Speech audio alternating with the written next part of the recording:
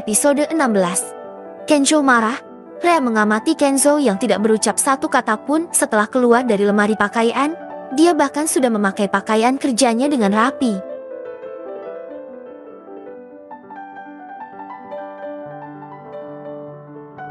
Hanya dasinya saja yang belum terpasang.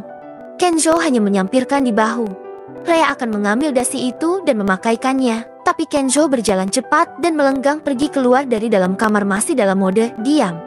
Rea hanya bisa menghela nafas sambil mengikutinya dari belakang.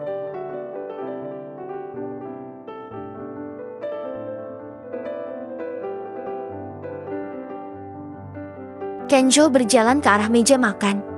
Pria itu masih kesal atas pertanyaan Rea yang menanyakan, apakah dia sering bermanja seperti kepada asisten yang lain?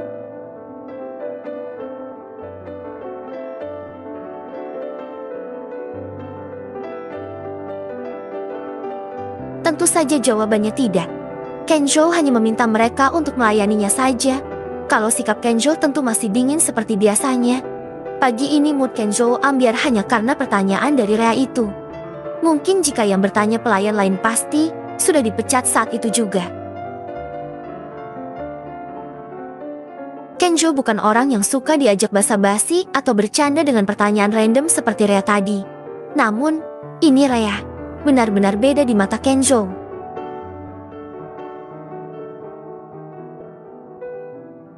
Kalau bukan karena wanita itu mengatakan jika dia tidak akan menyerahkan kesuciannya selain pada suaminya, sudah dipastikan jika Kenzo akan menariknya ke atas ranjang. Hati Kenzo berdesir saat mendengar dari Rea jika dia masih perawan. Seingat Kenzo, dia belum pernah memperawani seseorang. Kenzo memang tidak mau.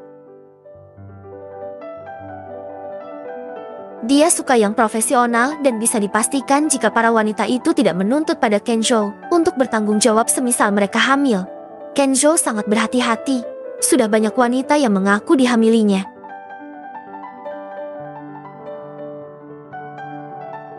Tapi pasti berakhir di tempat pengasingan. Kenzo memang kejam. Dia tidak suka ada orang yang mempermainkannya, apalagi berkhianat. Tuan, biarkan saya yang memasang dasinya. Saya sudah mahir, ujar Rea saat Kenzo sudah selesai dan akan beranjak. Tanpa mendengar jawaban Kenzo,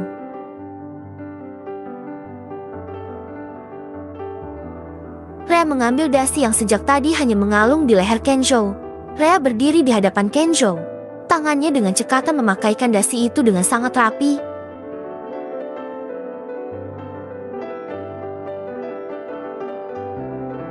Kenzo kembali berdesir, aliran darahnya mengalir hingga menuju pusat inti, dan kalian semua sudah tahu dengan apa yang terjadi selanjutnya. Senjata Kenzo bangun di pagi hari dan itu sangat memuakan untuk Kenzo. Apalagi dia tidak bisa menyalurkan pada Rea.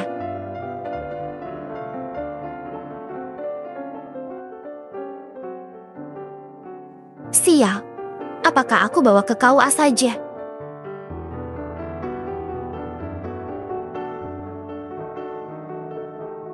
Cuma sama kamu aku bersikap seperti ini, tidak ada yang lain. Bisik Kenzo tepat di depan wajah Rea.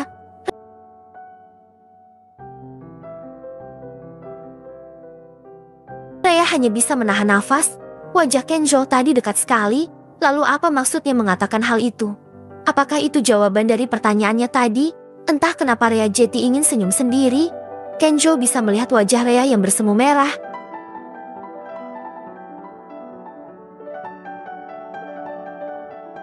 Sungguh ingin sekali rasanya menarik tengkuk Rea dan mencium bibir mungilnya. Rea, kamu hari ini ikut aku ke kantor. Ganti pakaianmu dengan pakaian yang layak. Aku tunggu 15 menit dari sekarang. Rea melongo. Apa tuan? Ceka, aku tidak akan mengulangi ucapanku lagi. Kamu ikut aku ke kantor sekarang.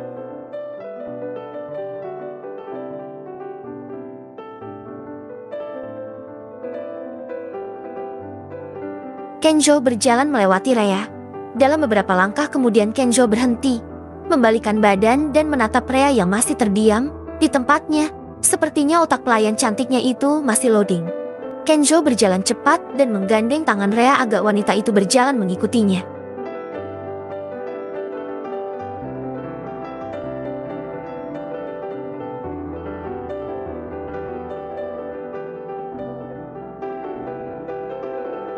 Kejadian itu tidak lepas dari tatapan para pelayan yang ada rumah itu.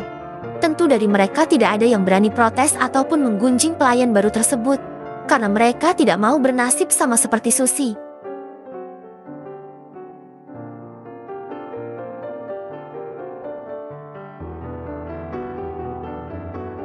Bisa dipastikan jika di rumah itu banyak CCTV dan juga penyadap yang tidak terlihat.